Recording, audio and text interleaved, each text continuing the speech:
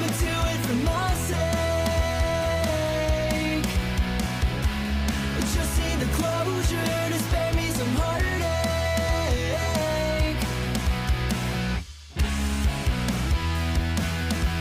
Say you'll be alright. Alors, je suis Jeanne Van Haaf, lectrice, autrice et éditrice de romances. Le 16 août sort ma nouvelle romance Réconciliation, qui est le tome 2 de ma série Sentinelle du Kalahari. Et parce que c'est une série où toutes les romances pourront être lues de façon totalement indépendante, sauf mention du contraire, j'aimerais vous lire les premiers chapitres des livres déjà existants de ce multivers pour vous mettre un peu dans l'ambiance. Donc là, je vais vous lire les deux premiers chapitres de Promesses du bout du monde, qui est le premier livre du multivers. C'est lui qui a ouvert la porte. Au début, je voulais juste écrire ce roman, cette histoire, comme un one-shot. Et puis, tout d'un coup, les personnages secondaires ont voulu leurs propres histoires. C'est pas ma faute. C'est mon cerveau. Donc, Promesses du bout du monde se passe 9 ans après le tome 0. Il était une fois le Kalahari. Et c'est une histoire de mariage arrangé, mariage blanc, de frenemies to lovers, parce que les protagonistes, ils s'apprécient mais ne se comprennent pas forcément. Et c'est un slow burn. Très slow burn. Donc, je vais vous lire la 4e de couvre parce que c'est toujours un peu mieux que mes pitchs. Je ne suis pas encore en point. Elle rêvait de l'épouser, mais l'épouser est loin d'être un rêve. Je m'appelle Abby et j'ai un secret. On m'appelle la petite anglaise, mais en réalité, je suis une africaine blanche, réfugiée à Paris depuis 9 ans. À part mon entourage, personne ne connaît mon histoire. Quand j'étais ado, la guerre a éclaté chez moi et j'ai tout perdu. Tout. Avec les accords de paix, je vais devoir rentrer au bout du monde après la fin de mes études. Mais je ne veux pas. Je ne peux pas. La seule solution, le mariage blanc. J'épouserai Chandra, le séduisant journaliste qui a sauvé ma vie et celle de ma meilleure amie. Ce qu'il ne sait pas, c'est que je suis amoureuse de lui depuis toutes ces années. J'avais rêvé de l'épouser, mais l'épouser est loin d'être un rêve. Un playboy cynique et une étudiante sensible que tout oppose. Un mariage arrangé sous les meilleurs auspices. Donc, je vais lire le premier chapitre, qui est celui de Chandra, 9 ans après Il était une fois le Kalahari. Donc, c'est la fin de l'année, 9 ans de guerre civile et les accords de paix seront signés au début de l'année suivante. Paris de nos jours. Alors, on est en décembre. Je grimpe les marches jusqu'à... Point de vue de Chandra, pardon. Je grimpe les marches jusqu'à mon appartement et marque la fin de ma course sur mon tracker en refermant la porte. 15 heures d'avion avec escale à Johannesburg, 3 degrés au sol, ressenti moins 10 degrés, choc thermique d'au moins 40 degrés, 10 kilomètres de course dans le 19e par un temps maussade. Je ne sais pas si je suis mieux réveillée ou si une tension remplace juste une autre. Dans la salle de bain, je lâche le gadget sur les étagères au-dessus du lavabo et me débarrasse de Fritz, ma prothèse de course, avant de me glisser sous le jet d'eau, brûlant en soupirant d'aise. Les yeux fermés, je m'appuie contre le carrelage et laisse le liquide précieux couler sur mes cheveux et mon dos.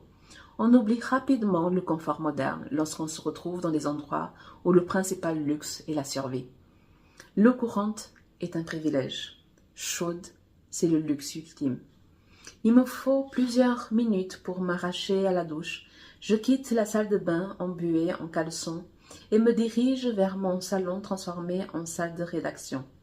Les murs sont couverts de cartes géopolitiques de l'Afrique subsaharienne, du bassin du Kalahari surtout, des photographies en noir et blanc prises par mon ex-femme, d'articles de presse. Ma bibliothèque occupe le seul mur épargné par ce tapissage alternatif dans toute sa longueur et hauteur, et les étagères croulent sous les livres posés dans une sorte de Tetris.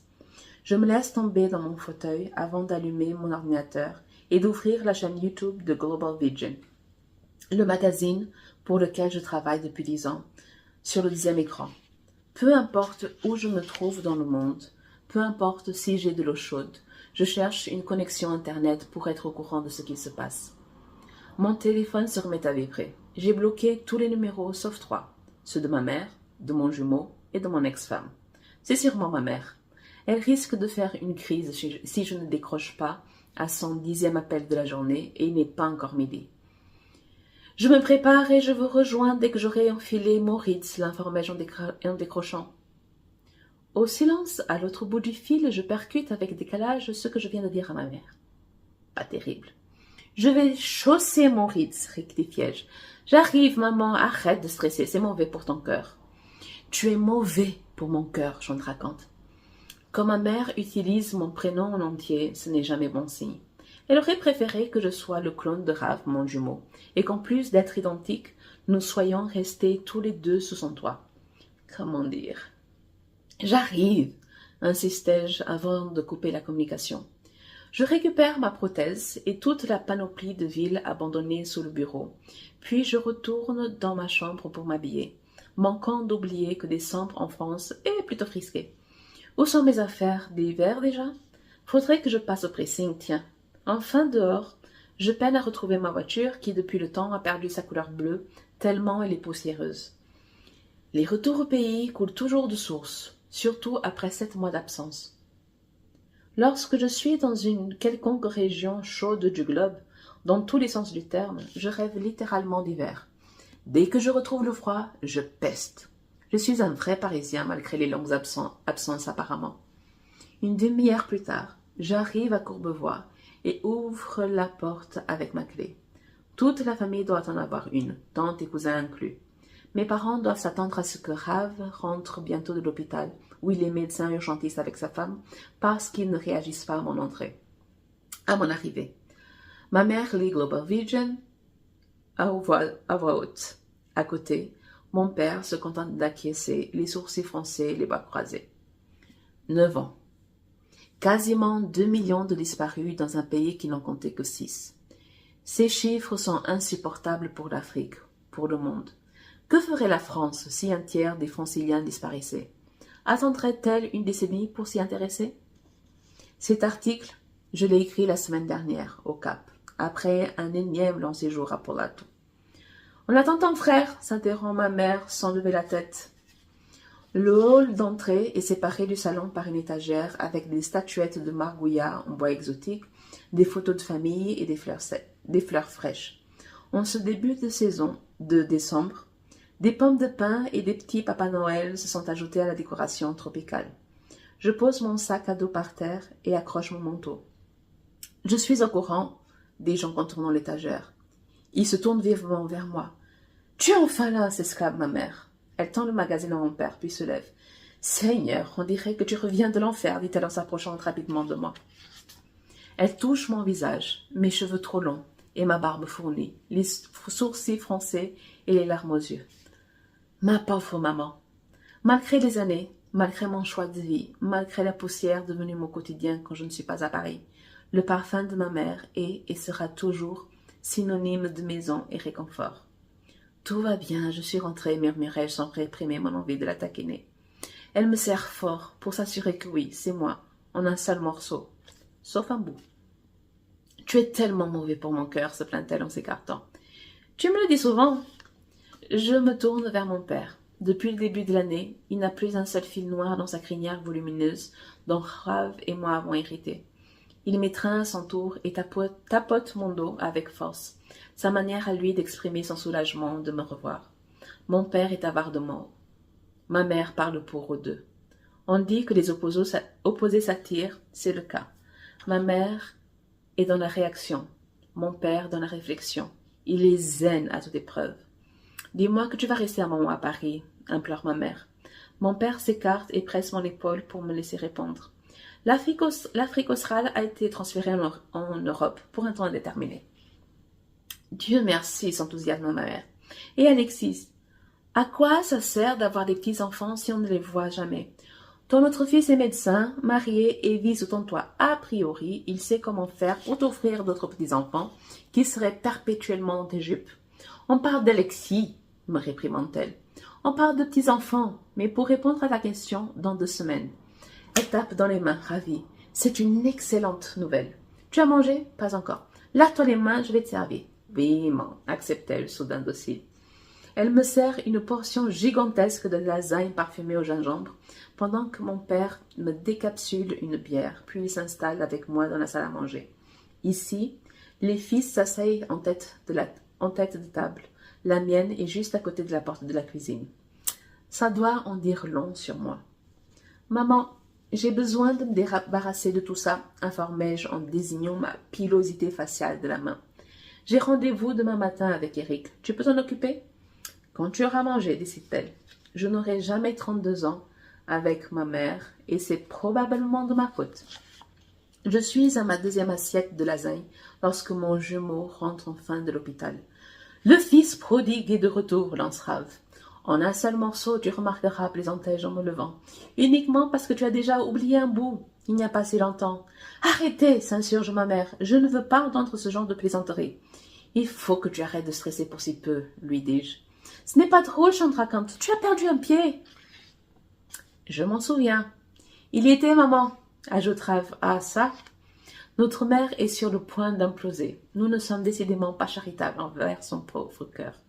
Qu'a-t-elle fait dans sa vie précédente pour nous mériter tous les deux? Vous êtes insupportable, marmonne-t-elle. Avoue que je t'ai manqué, la taquinai-je. Je ne sais pas pourquoi.